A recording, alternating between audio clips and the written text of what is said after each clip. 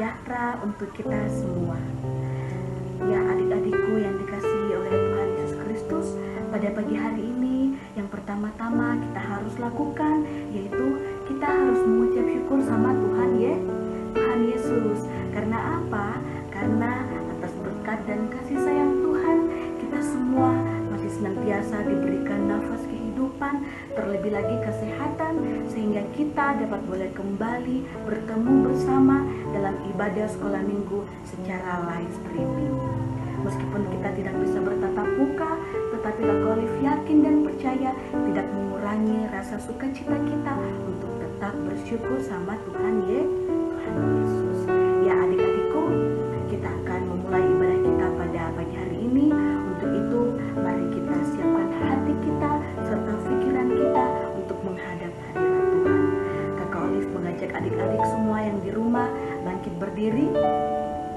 Kita bersama-sama mengangkat lagu pujian yang berkata, segala puji syukur.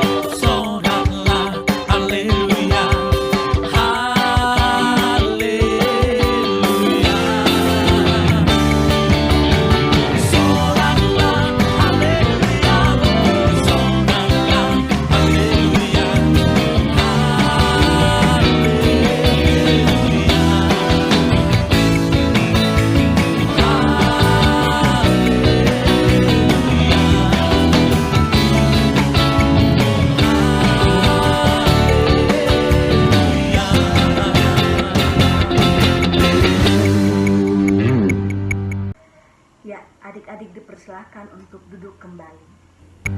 Shalom adik-adik, sebelum kita masuk dalam peribadatan kita mengajak semuanya lipat tangan, tutup mata, dan kita satu dalam doa.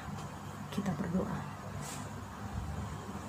Terima kasih Tuhan untuk penyertaan nafas kehidupan yang masih kami rasakan dalam kehidupan kami. Kami mengucap syukur Tuhan untuk hari ini, di mana pada pagi hari ini kami anak-anak-Mu Tuhan sudah siap untuk beribadah kepada-Mu. Biarlah ibadah kami dari awal, pertengahan, hingga berakhirnya hanya boleh berjalan seturut kasih dan kehendak-Mu. Terima kasih Tuhan Yesus. Haleluya. Amin. Baik adik-adik, sekarang tibanya kita akan memberikan persembahan syukur. Persembahan yang telah adik-adik sediakan di rumah, nanti boleh adik-adik isi dalam amplop atau tempat yang telah adik-adik siapkan. Untuk itu kita mengangkat pujian persembahan kami. 1, 2, 3.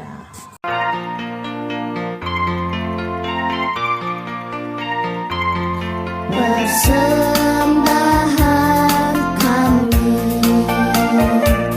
sedikit sekali, kiranya Tuhan terimalah persembahan kami. Persembahan kami sedikit sekali, kiranya Tuhan terimalah persembahan kami. Baik adik-adik, sekarang kita akan menyebutkan super kebenaran kita. Super kebenaran kita ialah aku hidup untuk kebenaran. Sekali lagi, aku hidup untuk kebenaran. Sekali lagi, aku hidup untuk kebenaran. Kita juga akan membaca super ayat kita yang terdapat dalam 1 Petrus 2 ayatnya yang ke-24. Adik-adik boleh dapat membuka dalam Alkitab masing-masing yang terdapat dalam 1 Petrus 2 ayatnya yang ke-24. Jika sudah mendapatkannya, kita akan membacakannya secara bersama-sama. 1 Petrus 2 ayatnya yang ke-24. 1, 2, 3. Ia sendiri telah memikul dosa kita di dalam tubuhnya di kayu salib, supaya kita yang telah mati terhadap dosa hidup untuk kebenaran. Oleh bilur-bilurnya kamu telah sembuh. Kita baca sekali lagi dalam 1 Petrus 2 ayatnya yang ke-24. Ia sendiri telah memikul dosa kita di dalam tubuhnya di kayu salib, supaya kita yang telah mati terhadap dosa hidup untuk kebenaran. Oleh bilur-bilurnya kamu telah sembuh. Demikian jauh pembacaan super ayat kita. Kita ulang sekali lagi super kebenaran kita. Kita hidup untuk kebenaran, dan super ayat kita terdapat dalam 1 Petrus 2 ayatnya yang ke-24. Tuhan Yesus memberkati. Hai adik-adikku yang Tuhan Yesus kasihi, selamat hari Minggu untuk kita semua. Adik-adik, kakak yakin pasti kalian tidak sabar lagi mau belajar firman hari ini, ya kan? Pasti dong adik-adik. Mana bisa kita ibadah tanpa belajar firman Tuhan. Sebelum kita lanjut adik-adik untuk lebih belajar lagi, lebih mendalami firman Tuhan hari ini, mari kita berdoa terlebih dahulu. Mari sikap berdoa yang baik, kita berdoa. Terima kasih Tuhan Yesus, kami bersyukur Tuhan pagi hari ini kami boleh kembali lagi belajar firman Tuhan lewat ibadah sekolah minggu secara online. Kami bersyukur Tuhan terus memelihara dan menjaga kami dengan pandemi COVID-19. Tuhan terus memberikan kami kesempatan untuk belajar firman Tuhan. Kami mohon Tuhan, ketika kami belajar firman-Mu, Roh Kudus terus mengawali kami, mengawasi kami, memberikan kami konsentrasi, tetap fokus belajar firman, dan Roh Kudus memampukan kami untuk melakukan firman ini dalam hidup kami Tuhan. Kami mohon Tuhan, di waktu kami serahkan ke dalam tangan-Mu, biarlah kuasa Tuhan yang terjadi bagi kami semua. Di dalam nama Tuhan Yesus kami berdoa. Amin. Nah adik-adik yang Tuhan Yesus kasihi, 3 minggu lalu secara berturut-turut adik-adik sudah belajar kisah Daniel tentang auman singa. Dan kakak yakin bahwa 3 minggu secara berturut-turut ini waktu yang benar-benar sudah terisi firman Tuhan tentang kisah Daniel. Dan kakak yakin adik-adik sudah tahu banyak tentang kisah Daniel. Nah, minggu ini adalah minggu terakhir adik-adik kita belajar kisah Daniel. Dan sebentar adik-adik akan tahu kisah Daniel ini menunjuk kepada kisah Tuhan Yesus Kristus.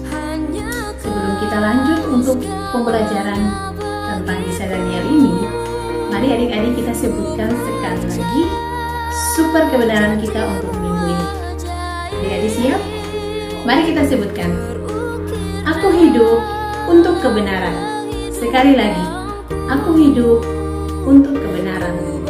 Nah, adik-adik yang Tuhan Yesus kasihi, di dalam Alkitab dikatakan bahwa Alkitab mencatat bahwa Daniel sejak pada masa mudanya sampai pada masa tuanya, Daniel hidup untuk kebenaran. Mengapa bisa Daniel hidup untuk kebenaran? Memang bisa? Ya tentu bisa adik-adik. Ada 2 hal yang bisa menjawab pertanyaan tadi. Yang pertama bahwa Daniel dia sangat mengenal Allah dengan baik. Yang kedua, bahwa Daniel dia mau melakukan perintah Tuhan dengan tekun. Meskipun adik-adik tahu ya, ketika dia melakukan kebenaran, ketika dia melakukan perintah Tuhan, dia diperhadapkan dengan berbagai masalah, berbagai tantangan, tetapi dia tetap yakin, dia tetap teguh dalam keyakinannya kepada Tuhan Allah. Adik-adik tahu bahwa hidup benar artinya bahwa hidup yang menolak kesalahan. Hidup benar artinya menolak yang salah dan melakukan yang benar.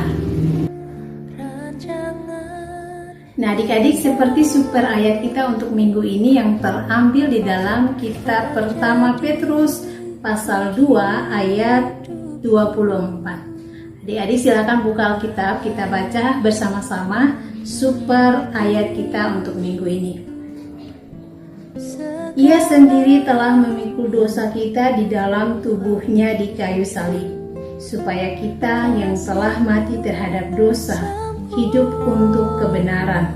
Oleh bilur-bilurnya kamu telah sembuh.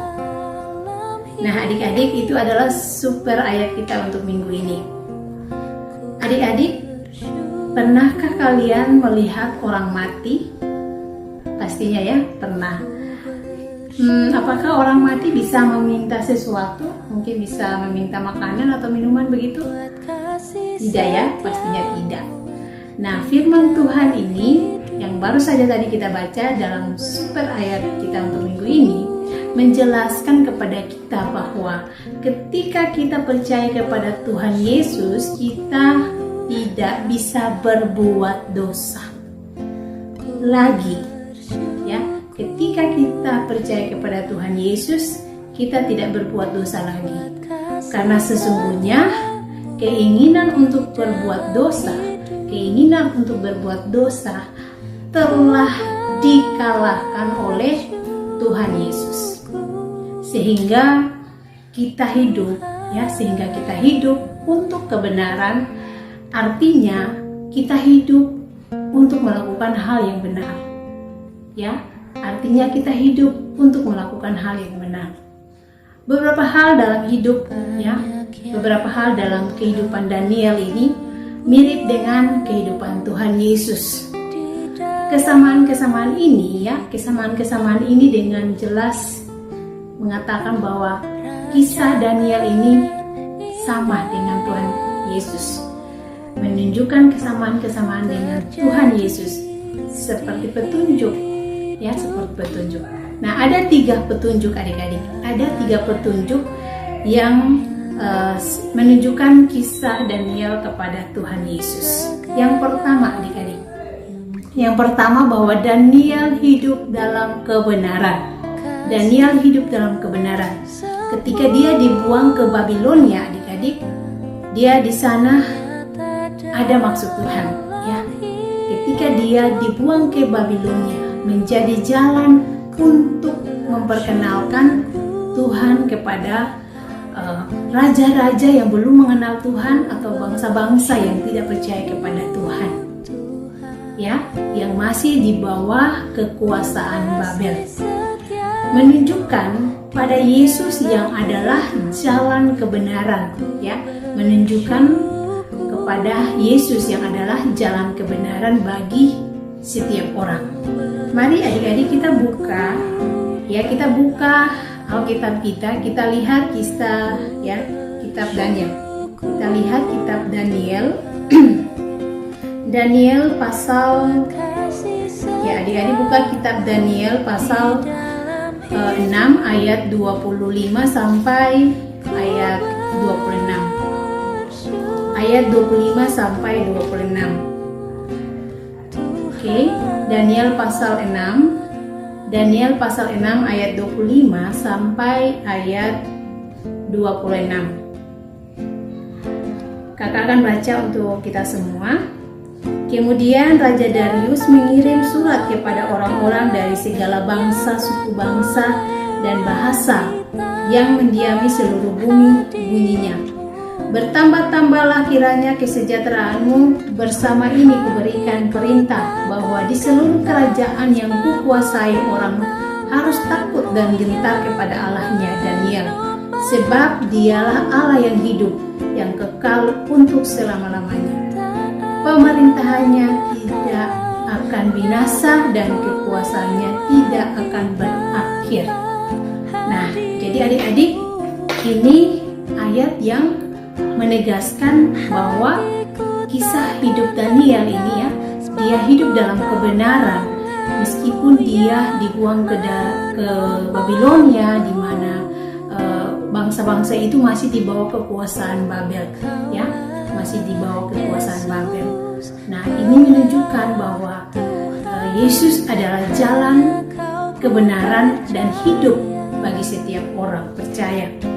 Kita bisa lihat lagi di dalam kitab Yohanes, adik-adik. Kitab Yohanes pasal 14 ayat 6. Kitab Yohanes pasal 14, kitab Injil, ya adik-adik. Kitab Injil pasal 14 ayat 6. Ya, kita baca secara bersama-sama adik-adik.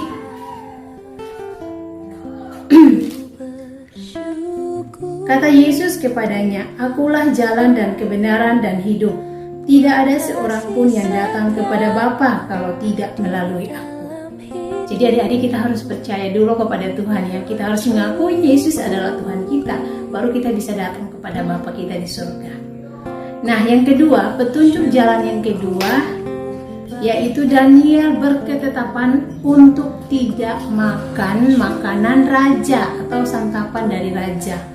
Itu menunjukkan pada perkataan Yesus bahwa manusia hidup, ya, manusia hidup bukan dari makanan, ya, manusia hidup bukan hanya dari makanan. Adik-adik, mari kita lihat lagi sekali dalam kitab Daniel pasal 1 ayat 8. Kitab Daniel pasal 1 ayat 8, ya. Dikatakan bahwa Daniel berketetapan untuk tidak menajiskan dirinya dengan santapan raja dan dengan anggur yang biasa diminum raja. Dimintanyalah kepada pemimpin pegawai istana itu supaya ia tidak usah menajiskan dirinya. Kita lihat sekali lagi di dalam kitab Yohanes pasal, ya, kitab Injil Yohanes pasal 4 ayat 32.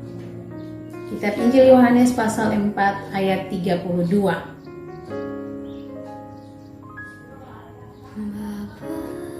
Akan tetapi ia berkata kepada mereka, "Padaku ada makanan yang tidak kamu kenal." Sekali lagi, ya. Kitab Yohanes pasal 4 ayat 32. Akan tetapi ia berkata kepada mereka, "Padaku ada makanan yang tidak kamu kenal." Nah, anak-anak, makanan santapan raja pada zaman Babilonia itu merupakan makanan yang terbaik, makanan yang bergizi, ya, makanan yang bergizi. Tetapi Daniel dan teman-temannya tidak memakan makanan raja itu. Mereka tidak mau makan makanan raja atau santapan dari raja itu. Mereka percaya adik-adik, mereka percaya makanan apapun jika diberkati oleh Tuhan itu merupakan makanan yang paling enak, ya.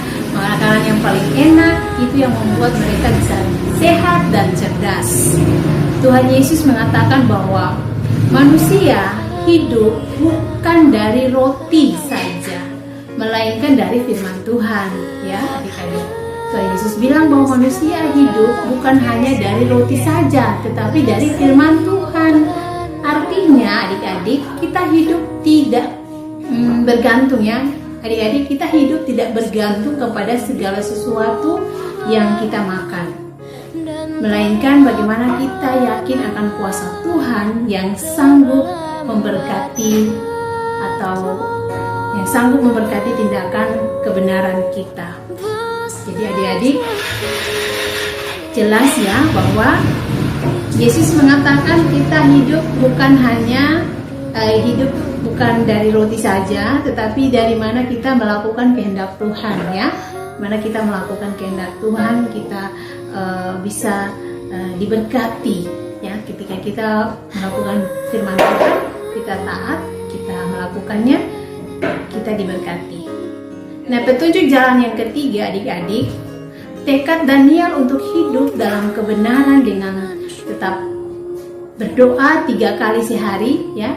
Daniel dalam kesehariannya setiap hari itu dalam satu hari dia berdoa itu sebanyak 3 kali, ya. 3 kali dalam sehari dia berdoa kepada Tuhan. Nah, walaupun besar resikonya, ya adik-adik tahu ya bahwa meskipun dia harus berdoa dalam keadaan yang memang harus tidak harus orang banyak tahu, ketika orang lain tahu yang tidak percaya Yesus, tidak percaya Tuhan itu, mereka bisa pastinya akan menimbulkan masalah. Dan ketika Daniel melakukan hal itu, ya, dia berdoa dengan tekun, itu risikonya ada, ya, ada risikonya. Namun Daniel adik-adik, di dalam Alkitab dikatakan Daniel tetap memilih untuk berdoa. Ya, dia tetap memilih untuk berdoa, dia tetap memilih untuk melakukan perbuatan yang benar menurut Tuhan. Nah, adik-adik, mari kita lihat di dalam kitab Daniel. Sekali lagi kita lihat kitab Daniel pasal 6 ayat 14. Kitab Daniel pasal 6 ayat 14. Kita baca secara bersama-sama, ya adik-adik. Pasal 6 ayat 14. Lalu kata mereka kepada raja, Daniel, salah seorang buangan dari Yehuda, tidak mengindahkan tuanku ya raja, dan tidak mengindahkan larangan yang tuanku keluarkan, tetapi 3 kali sehari ia mengucapkan doanya. Nah, adik-adik, ya, meskipun sudah ada larangan tidak boleh berdoa, tetapi Daniel tetap tekun berdoa, ya, dia tetap tekun berdoa. Dan meskipun akhirnya, ya adik-adik tahu bahwa ketika dia melakukan perbuatan yang benar ini, dia akhirnya dicebloskan, dibuang ke dalam gua singa. Nah, adik-adik tahu ini bukan kesalahan Daniel, ya. Dia tahu ini benar, ini hal yang benar. Makanya dia tetap teguh untuk melakukan itu. Dan adik-adik tahu kan pada akhirnya seperti apa kisah Daniel ini? Apakah Daniel dimakan singa? Tentu tidak, ya adik-adik. Allah menyelamatkan dia dari amukan singa-singa itu. Nah, adik-adik yang Tuhan Yesus kasihi, hal ini menunjukkan kepada Tuhan, ya. Kisah Daniel ini menunjukkan kepada Tuhan, ya, bahwa Tuhan Yesus itu tetap mengajar, ya. Dia tetap menyembuhkan, tetap melakukan mujizat-mujizat, tetap peduli, tetap sayang atau tetap mengasihi kepada semua orang. Bahkan Tuhan Yesus bisa mengampuni dosa-dosa kita, sebesar apapun dosa kita, ya. Sejahat apapun manusia, Allah, Tuhan Yesus mau mengampuni kita. Mari kita lihat pembuktiannya di dalam kitab Lukas. Kitab Lukas, ya, kitab Injil Lukas pasal 5 ayat 21. Pasal 5 ayat 21.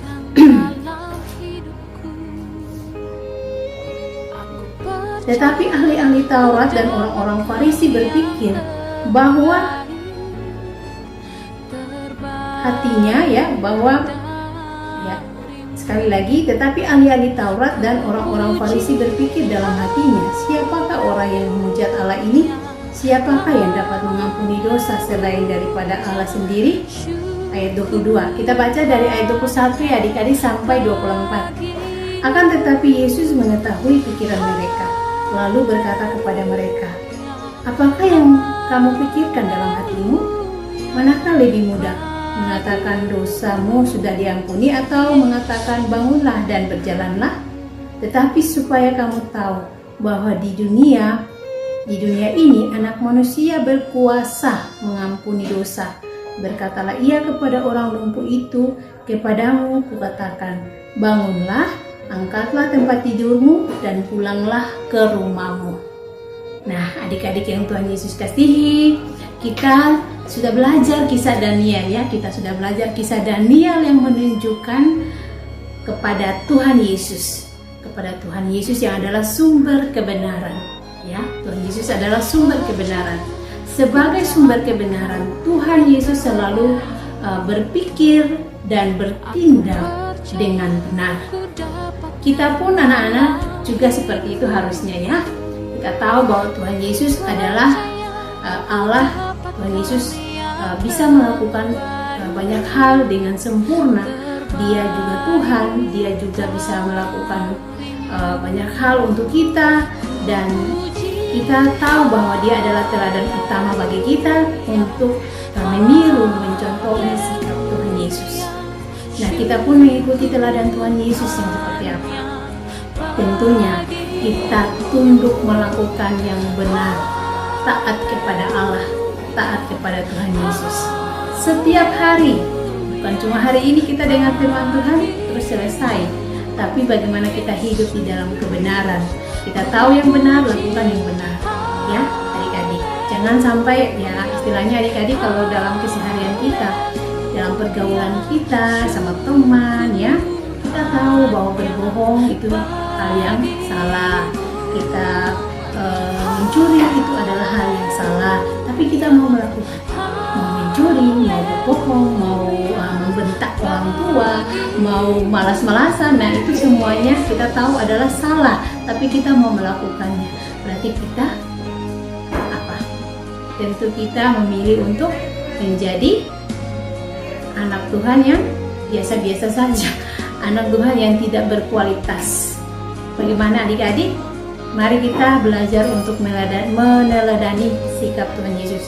Kita tiru sikap Tuhan Yesus dalam hidup kita, sikap Daniel ya pastinya, bahwa kita berani untuk menyatakan iman kita, berani menyatakan bahwa yang salah adalah salah, yang benar adalah benar. Ya adik-adik. Nah, jadi dalam pertemuan kita hari ini, mari adik-adik kakak ingatkan kita sekali lagi, kita belajar untuk mengikuti teladan Yesus. Ya, teladan Yesus Kristus untuk melakukan kebenaran setiap hari. Seperti kata Yakobus adik-adik, seperti kata Yakobus ya, bahwa hendaklah kamu menjadi pelaku firman dan bukan pendengar saja. Sebab jika tidak, kamu menipu diri sendiri. Jelas ya firman Tuhan ini adik-adik? Oke, demikian adik-adik firman Tuhan kita hari ini. Kakak harap kita mau belajar untuk semakin hari semakin mencintai Tuhan. Kita belajar semakin hari semakin bertumbuh mengenal Tuhan, supaya kita menjadi anak Tuhan yang berkualitas. Oke adik-adik, demikian firman Tuhan kita hari ini. Mari kita berdoa, kita minta Tuhan supaya firman Tuhan ini terus kita ingat lewat tuntunan kuasa Roh Kudus. Mari kita berdoa. Kami bersyukur ya Tuhan Yesus untuk waktu yang sudah boleh kami pakai untuk dengar firman Tuhan. Kami mohon Tuhan ketika kita mendengar dan kita belajar firman di hari ini, biarlah Roh Kudus menolong kami untuk melakukan firman Tuhan ini dengan berani untuk melakukan kebenaran, dengan berani untuk menyatakan kesalahan. Tuhan tolong kami supaya kami mau melakukan firman ini dalam hidup kami, menjadi kebiasaan dalam hidup kami. untuk belajar taat kepada Tuhan. Tolong kami ya Tuhan Yesus. Ini doa dan permohonan kami untuk firman Tuhan di pagi hari. Terima kasih Tuhan Yesus. Di dalam nama Tuhan Yesus kami berdoa. Amin. Demikianlah ibadah kita pada pagi hari ini. Tuhan Yesus memberkati kita semua di dalam kehidupan kita hari lepas hari. Ya adik-adikku, kita akan menutup seluruh rangkaian ibadah kita pada pagi hari ini. Untuk itu, sebelum Kakak Olive menutup, Kakak Olive ingin bertanya sekali lagi kepada adik-adik semua. Ada yang masih ingat super kebenaran kita? Oke, kalau semua masih ingat, kita sebutkan bersama-sama ya. 1, 2, 3. Aku hidup untuk kebenaran. Luar biasa. Ya adik-adikku, mari kita semua bangkit berdiri untuk mengakhiri ibadah kita pada pagi hari ini. Kita bersama-sama mengangkat lagu pujian yang berkata, terima kasih Tuhan untuk kasih setiamu. Shalom, Tuhan Yesus memberkati.